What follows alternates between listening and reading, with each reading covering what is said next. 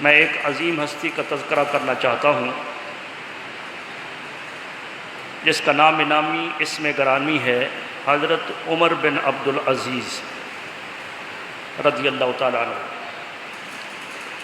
آپ احباب اس بات سے بخوبی آگاہ ہیں کہ کچھ ناعاقبت اندیشوں نے آپ علیہ رحمہ کے مزار کی بے حرمتی کی اور آپ کے جسم اقدس کو اور آپ کی زوجہ کے جسم اقدس کو نکال کر خبر نہیں کہ کہاں لے گئے۔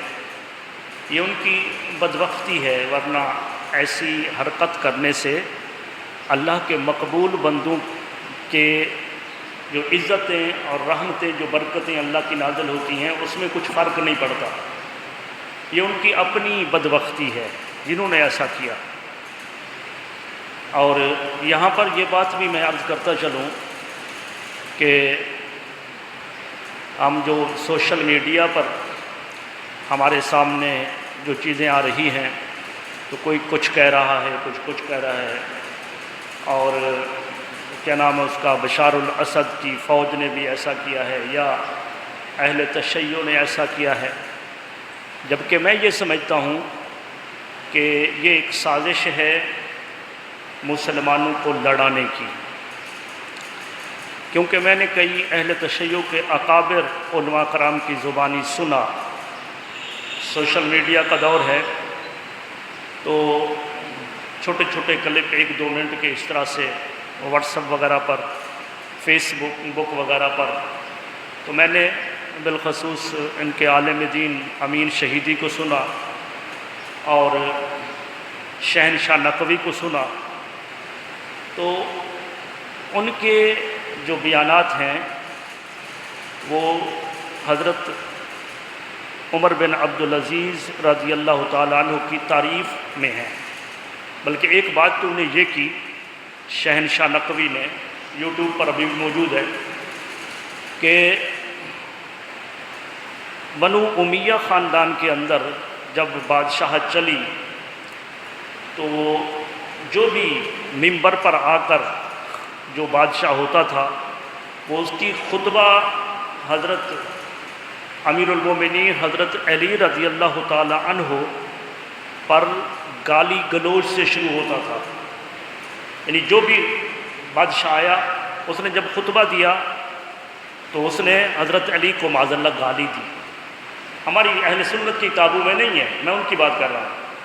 انہوں نے کہا کہ وہ گالی دیتے تھے، یہ سلسلہ جاری رہا، اور جس وقت حضرت عمر بن عبدالعزیز آئے تو حضرت عمر بن عبدالعزیز نے ایک یہودی کو خود یہ باتیں سکھائیں کہ تم آ کر میرے جب دربار لگا ہو تو تم نے آ کر شور کرنا ہے کہ مجھے خلیفۃ المسلمین سے ملنا ہے، تو جب شور ہوگا تو میں تمہیں اپنے پاس بلا لوں گا، اور تم نے آ کر یہ مطالبہ کرنا ہے کہ اے خلیفۃ المسلمین، میں آپ کی بیٹی کا عقد چاہتا ہوں، میں اپنی بیٹی سے نکاح کرنا چاہتا ہوں اور ہوں میں یہودی۔ تو پھر لوگ جو ہے تم پر طعن و تشنیع کریں گے، لیکن تم یہ کہنا کہ میں تمہارا رشتہ کیوں نہیں لے سکتا، جبکہ امام الانبیاء، جس کو تم امام الانبیاء کہتے تمہارا نبی ہے، اس نے اپنی بیٹی ایسے شخص کو دے دی کہ تمہاری ہر سٹیج پر، ہر ممبر پر جب بھی گفتگو ہوتی ہے تو اس ذات کو گالی دیتے ہو، یعنی حضرت علی کو۔ تو یہ طریقہ حضرت عمر بن عبدالعزیز نے سکھایا، اور اسی طرح سے جب وہ شخص آیا تو اس نے پھر شور کیا، حضرت عمر بن عبدالعزیز کے پاس پہنچا، اور پھر انہوں نے آ کر وہ اپنا مدعا پیش کیا۔ حضرت عمر بن عبدالعزیز زارو قطار رونے لگے، اور رونے کے بعد پھر آپ نے فرمایا کہ خبردار، یہ آج کے بعد کوئی حضرت علی رضی اللہ تعالیٰ کو گالی نہیں دے گا۔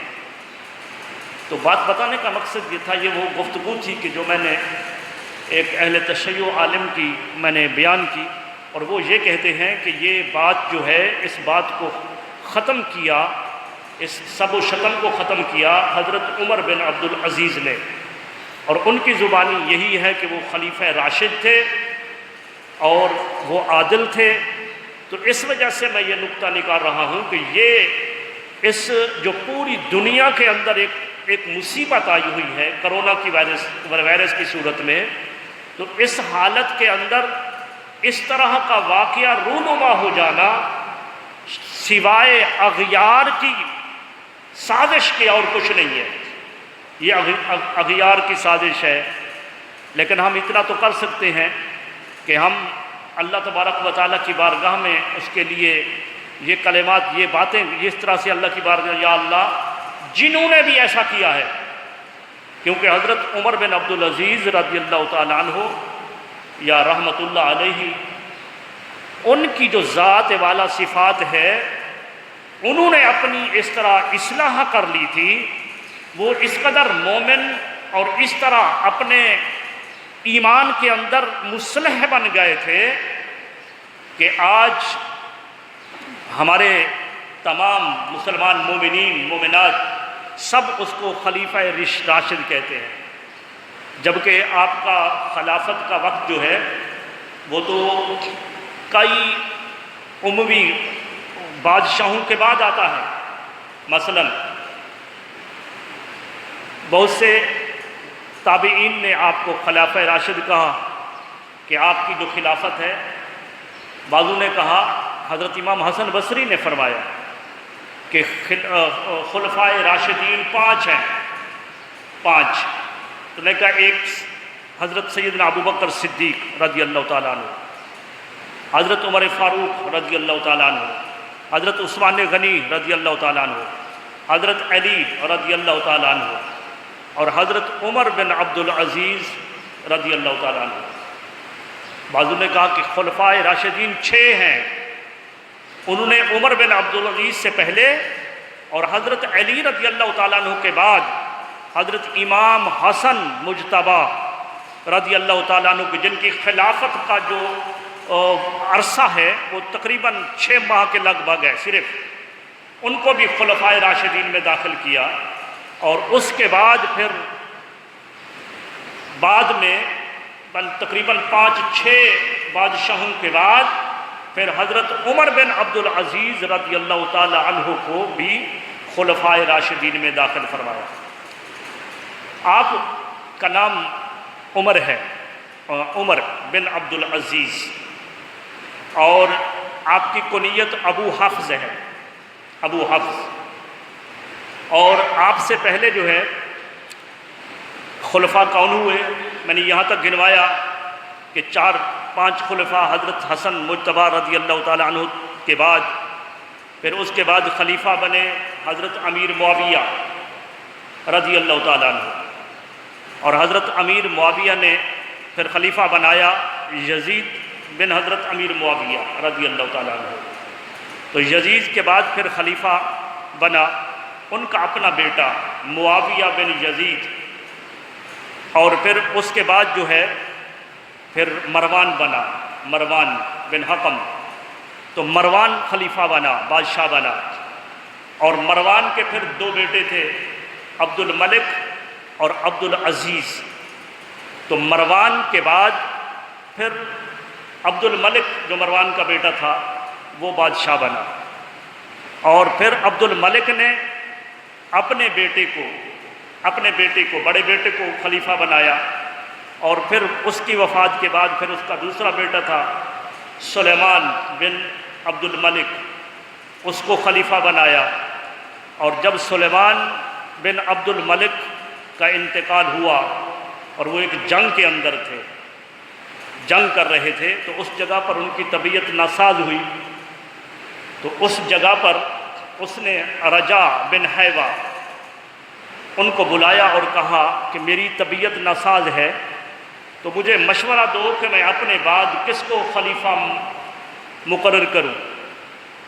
تو تاریخ الخلفاء کے اندر یہ مکمل جو گفتگو میں کر رہا ہوں یہ موجود ہے کہ رجا بن حیوہ نے کہا کہ ایسا کرو کہ اپنی عاقبت کے لیے، اپنی آخرت کے لیے کسی انسان کو خلیفہ منعقد کر دینا، کسی انسان کو خلیفہ مقرر کر جانا۔ تو اس نے کہا ایک روایت میں، تو اس نے کہا کہ ہاں میں ایسے بندے کو اپنے بعد خلیفہ مقرر کروں گا جس میں میرے نفس اور شیطان مردود کا حصہ نہیں ہوگا۔ اور ایک روایت میں یہ ہوتا ہے کہ اس نے مشورہ لیا، اس نے مشورہ لینے کے بعد کہا کہ کیا میں اپنے بیٹے کو اپنا ولی مقرر کر دوں؟ انہوں نے کہا تمہارا بیٹا بڑا تو یہاں موجود ہی نہیں ہے۔ رجا بن حیوہ نے کہا، انہوں نے کہا کہ بڑا نہیں ہے تو چھوٹا تو موجود ہے۔ انہوں نے کہا چھوٹی عمر ہے، ابھی وہ سن بلوغت کو نہیں پہنچے۔ تو اس نے کہا پھر میں کیا کروں؟ تو رجا بن حیوہ نے کہا کہ میں آپ کو مشورہ دیتا ہوں کہ میری نگاہ کے اندر عمر بن عبد العزیز سے بہتر انسان کوئی نہیں ہے۔ تو اس نے کہا نہیں، عبد الملک نے کہا، عبد الملک بن مروان جو بادشاہ تھا، سلیمان بن عبد الملک، اس نے کہا کہ پھر ایسا ہے کہ اگر میں ایسا کروں تو پیچھے میرے بھائی ہیں، میرے بھائی یزید بن عبد الملک ہے، ہشام بن عبد الملک ہے، وہ کہیں گے کہ یہ ہمارے بھائی نے کیا کیا، خلافت اور طرف، حالانکہ وہ کزن تھا ان کا، سلیمان عبد الملک جو تھا یہ عمر بن عبد العزیز کا کزن تھا، چچا داد بھائی تھے، جبکہ سالہ بھی تھا۔ حضرت عمر بن عبد العزیز ان کا بہنوئی تھا، عبد الملک جو تھا وہ ان کا سسر تھا۔ اور بڑی عجیب مزیدار بات ہے کہ آپ کا نسب والدہ کی طرف سے، جو آپ کی والدہ ہے عمر بن عبد العزیز رضی اللہ تعالی عنہ کی جو والدہ ہے، وہ حضرت سیدنا عمر فاروق رضی اللہ تعالی عنہ کی پوتی ہے۔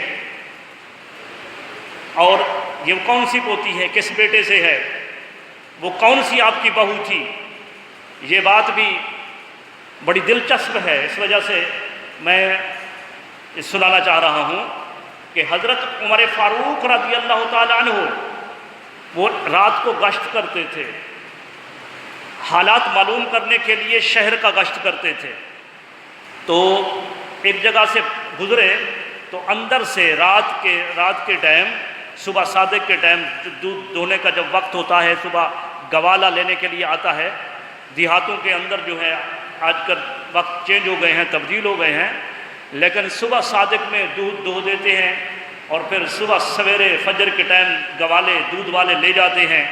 تو اسی طرح سے وہ دودھ ان کی ماں نے دوہا اور اپنی بیٹی کو کہہ رہی ہے کہ بیٹی گوالا آنے والا ہے اور دودھ کے اندر تھوڑا سا پانی ملا دو، تھوڑا سا پانی ملا دو۔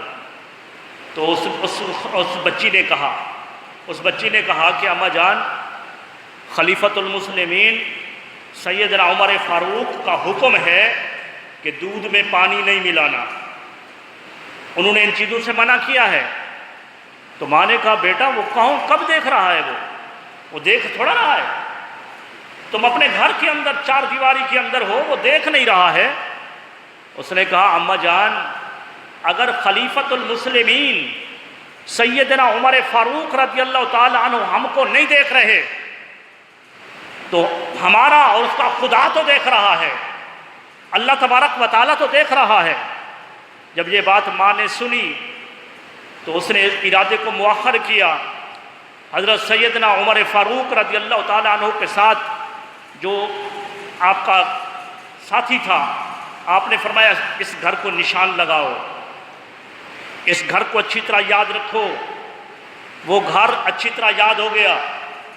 صبح کے وقت سیدنا عمر فاروق رضی اللہ تعالیٰ عنہ اس گھر کے اندر آئے، اپنی گھر والی کو لے کر، اپنی بیوی کو لے کر، اور آ کر اس بچی کا رشتہ طلب کیا جس نے رات کو یہ سارا واقعہ جو حضرت عمر فاروق نے خود سنا تھا، کون سے بیٹے کے لیے؟ عاصم بن عمر بن خطاب کے لیے، اور ان کے لیے رشتہ مانگا۔ وہ غریب تھے، جھونپڑی میں رہنے والے تھے، لیکن دیانت صداقت نے یہ کام کیا کہ حضرت امیر المومنین سیدنا عمر فاروق اس کا رشتہ لینے کے لیے گئے ہیں، اور جب ان کو بہا کر اپنے پاس لے آئے تو وہ اس سے جو ہے بیٹی پیدا ہوئی جو حضرت عمر بن عبد العزیز کی والدہ بنی۔ آپ اندازہ لگائیں، یہی وجہ تھی کہ حضرت عمر بن عبد العزیز رضی اللہ تعالیٰ عنہ معاملات خلافت سے پہلے کچھ اس طرح بھی تھے کہ آپ لباس جو پہنتے تھے دوسری مرتبہ وہ لباس نہیں پہنتے تھے۔ آپ کا جسم عطر کے اندر ہر وقت معطر رہتا تھا۔ جن گلیوں میں گزر جاتے تھے تو لوگوں کو پتہ ہوتا تھا کہ عمر بن عبد العزیز گزر گئے ہیں۔ اور تھوڑا سا فخر غرور اس طرح تھا کہ تہبند چادر جو ہے وہ زمین سے گھسٹتی چلی جاتی تھی۔ کسی نے نصیحت کرنے چاہی کہ عمر بن عبد العزیز یہ غرور اور تکبر کی علامت ہے، اس چادر کو سمیٹ کر رکھا کرو۔ اس کی طرف یوں نگاہ بھر کر دیکھا، کہا کہ تمہیں اگر جان کی امان ہو تو خبردار ہے آج کے بعد ایسی بات نہ کرنا، ورنہ گردن کو اڑا دیا جائے گا۔ ارے یہ معاملات خلافت سے پہلے تھے، بعد کا معاملہ کیا ہوا؟ وہ عرض کر رہا تھا کہ خلافت کیسے ملی؟ خلافت کی چاہت نہیں کی، خلافت کو مانگا نہیں۔ خلافت تو وہ عبد الملک کے خاندان میں ان کے بیٹوں میں چل رہی تھی، لیکن اس کا ایک بیٹا سلیمان پر جب موت کا وقت آیا تو اس نے رجا بن حیوہ سے پوچھا کہ کیا کروں، مجھ پر تو نزا کا وقت قریب ہے، میں نہیں سمجھتا کہ اس بیماری سے شفا یاب ہو جاؤں گا، اپنے بعد کس کو خلیفہ مقرر کروں؟ تو اس نے کہا، اس کو خود ہی کہا کہ میں اپنے بیٹے کو جاتا ہوں۔ نے کہا تمہارا بڑا بیٹا یہاں موجود نہیں، چھوٹا بیٹا نابالغ ہے۔ پھر رجا بن حیوہ نے مشورہ دیا کہ ایسا کرو، عمر بن عبد العزیز سے بڑھ کر اور خلافت کا حقدار نہیں ہے۔ تو انہوں نے کہا ایسا کرو، پھر ان کا نام لکھو۔ ان کا نام لکھ کر ڈبی کے اندر مہر لگا کر ڈبی کے اندر رکھا، اور رجا بن حیوہ سے کہا جاؤ باہر جو بھی شخص ملے اس کو کہو کہ امیر المومنین سلیمان نے یہ ڈبیا کے اندر اپنے بعد خلیفہ منتخب کیا ہے۔ اب ہر شخص اس ڈبیا پر، جو ڈبیا کے نام ہے، اس پر بیعت کرے۔ تو لوگوں نے کہا اس میں کس کا نام ہے؟ لوگوں نے پوچھنا شروع کیا۔ تاریخ الخلفاء کے اندر امام سیوطی نے لکھا، تو رجا بن حیوہ نے کہا مجھے کیا پتا، یہ تو مہر لگی ہوئی ہے، خلیفہ نے نام لکھا ہے۔ انہوں نے کہا اگر پتہ نہیں ہے تو ہم بیعت نہیں کرتے۔ تو رجا بن حیوہ دوبارہ گئے سلیمان بن عبد الملک کے پاس کہ لوگ تو بیعت نہیں کر رہے۔ وہ کہتے ہیں جب ہمیں بندے کا پتہ نہیں ہے تو ہم کیوں بیعت کریں؟ تو سلیمان بن عبد الملک نے کہا ایسا کرو، شہر کے کوتوال کو اپنے ساتھ لو، سپاہیوں کو اپنے ساتھ لو، لوگوں کو کہو کہ یہ خلیفہ کا حکم ہے، جو اس ڈبیا پر نام ہے، جو اس پر خلافت پر وہ بیعت نہیں کرے گا اس کی گردن اڑا دی جائے گی۔ تو یہ ہیلا، یہ طریقہ اچھا کاربن ثابت ہوا، تو لوگوں نے بیعت کرنا شروع کی۔ اتنے میں حشام بن عبد الملک آیا، یعنی خلیفہ وقت جو تھا سلیمان، ان کا بھائی آیا، چھوٹا بھائی۔ اس نے کہا رجا اس میں کیا میرا نام ہے؟ میرا نام ہے، جانتے ہو کس کا نام ہے؟ میرا نام ہے نا، اگر نہیں ہے تو میرا نام لکھ دو، میں ہی خلافت کا حقدار ہوں۔ رجا نے کہا مجھے کچھ خبر نہیں کہ کس کا نام ہے۔ اتنے میں حضرت عمر بن عبد العزیز آ گئے اور کہنے لگے رجا اس میں کیا میرا نام تو نہیں ہے؟ اگر میرا نام ہے تو خدا کے لیے نام نکال دو، مجھے بادشاہت کی، مجھے خلیفہ ہونے کی ضرورت نہیں ہے۔ ایک خلافت کو طلب کر رہا ہے اور ایک کہہ رہا ہے کہ مجھے اس کی خلافت کی ضرورت نہیں ہے۔ تو عزیزان گرامی قدر، رجا نے حضرت عمر بن عبد العزیز کو بھی ایسا جواب دیا۔ بالآخر جب لوگوں نے بیعت کر لی، بیعت کرنے کے بعد پھر وہ حضرت سلیمان جو بن عبد الملک تھا وہ فوت ہو گیا۔ ان کی فوتگی کے بعد لوگوں نے ڈبیا کو کھولا، وہ نام جس میں لکھا تھا اس کو کھولا تو لکھا تھا حضرت عمر بن عبد العزیز رضی اللہ تعالی عنہ کا نام، اور اس کے بعد لکھا تھا، اس کے بعد یزید بن عبد الملک، یہ بھی ان کا بھائی تھا، سلیمان کا بھائی تھا، ان کا لکھا تھا۔ تو جب یہ بات ان کے بھائیوں نے سنی، ہشام نے سنی اور یزید نے سنی، تو پہلے تو وہ گھبرا گئے کہ یہ کیا ہو گیا، ہمارے بھائی نے خلافت عمر بن عبدالعزیز کو دے دی خلافت، جبکہ ہم ان کے بھائی تھے۔ لیکن جب بعد میں دیکھا کہ ہمارا نام بھی نیچے ہے کہ ان کے بعد جو ولی ہوگا وہ یزید بن عبد الملک ہوگا، تو پھر متفقہ طور پر تمام نے اس پر اتفاق کیا کہ حضرت عمر بن عبدالعزیز کو خلیفہ منعقد کر دیا گیا۔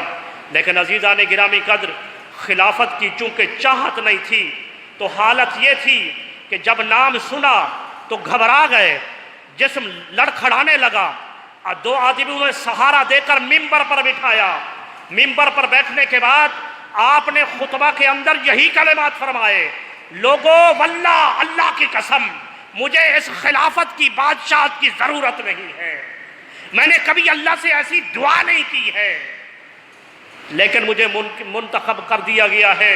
سنو، جس طرح اس شہر کے لوگوں نے میری خلافت پر بیعت کی ہے، میں اپنے نمائندے کرندے دوسرے شہروں میں بھیجوں گا۔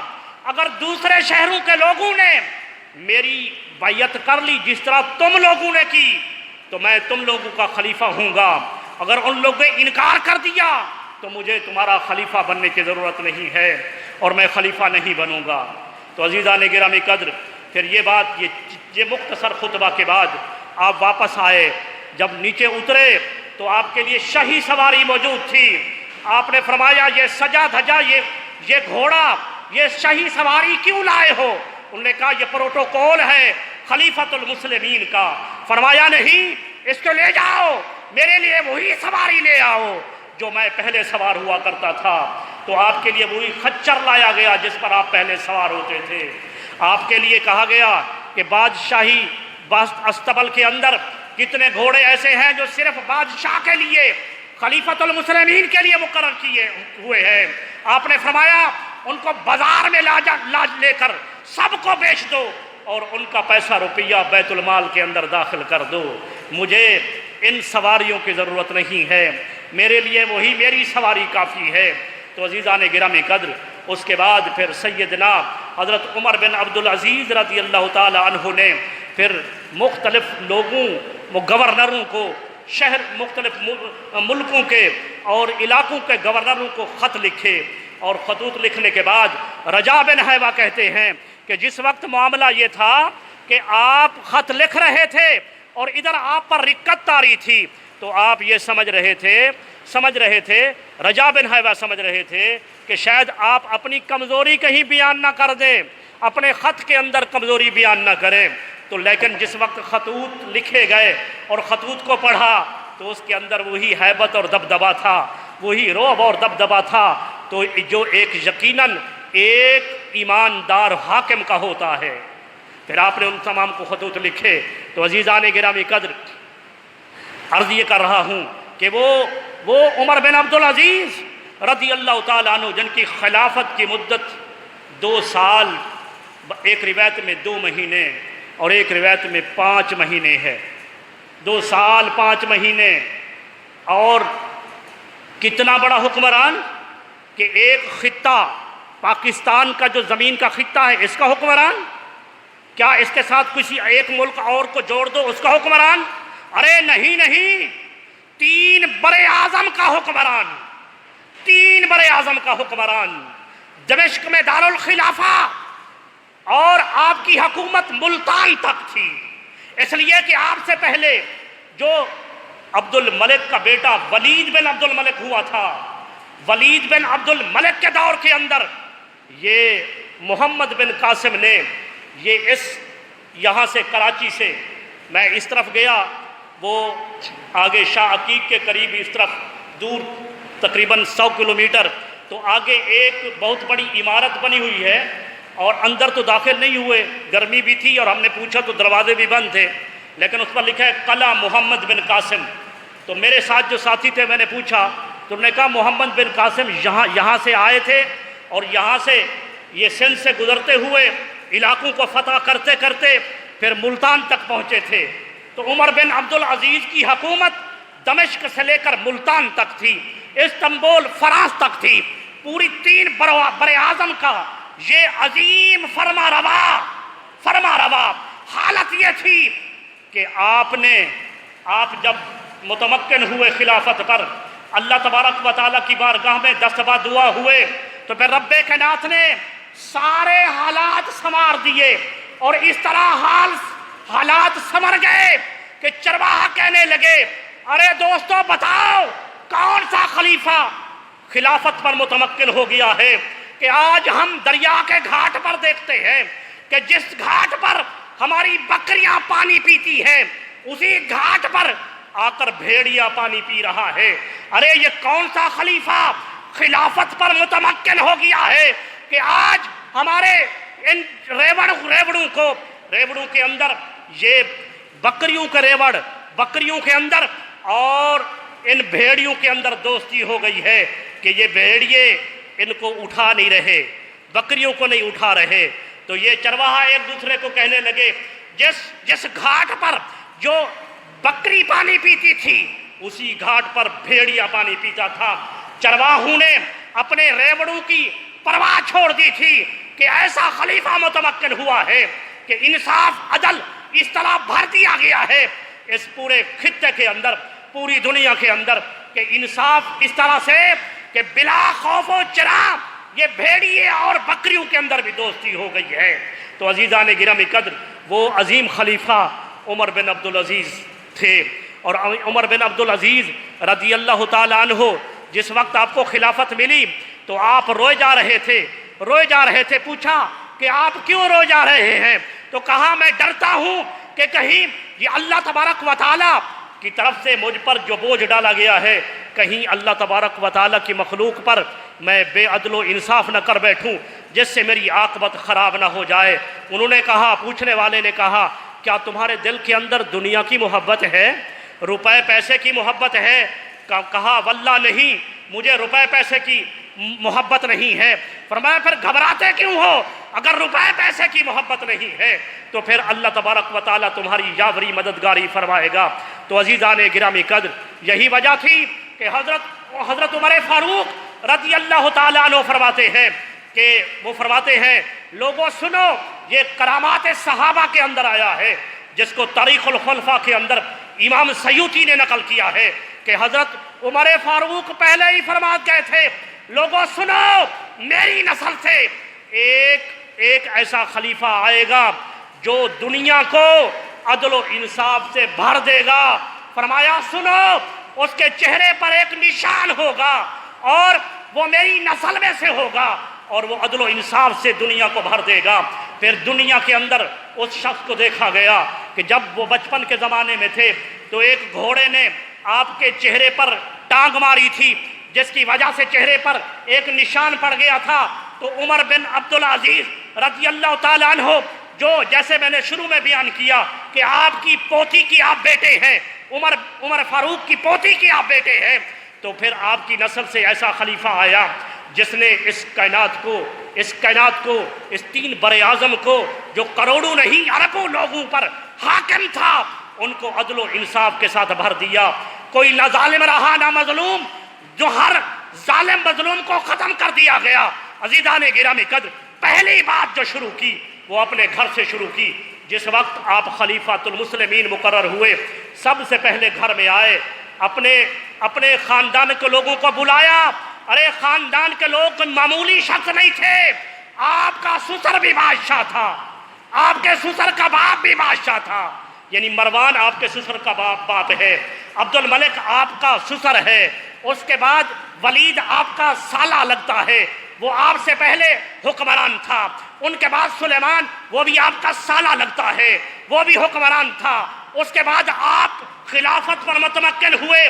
آپ نے لوگوں کو بلایا، فرمایا کہ سنو، جن لوگوں کے پاس مال فدق تھا، فدق کا مال جن لوگوں کے پاس تھا، وہ حضور علیہ السلام نے اپنی بیٹی کو نہیں دیا تھا، تو آج ہمارے حکمرانوں نے اس کو تقسیم کیوں کر دیا؟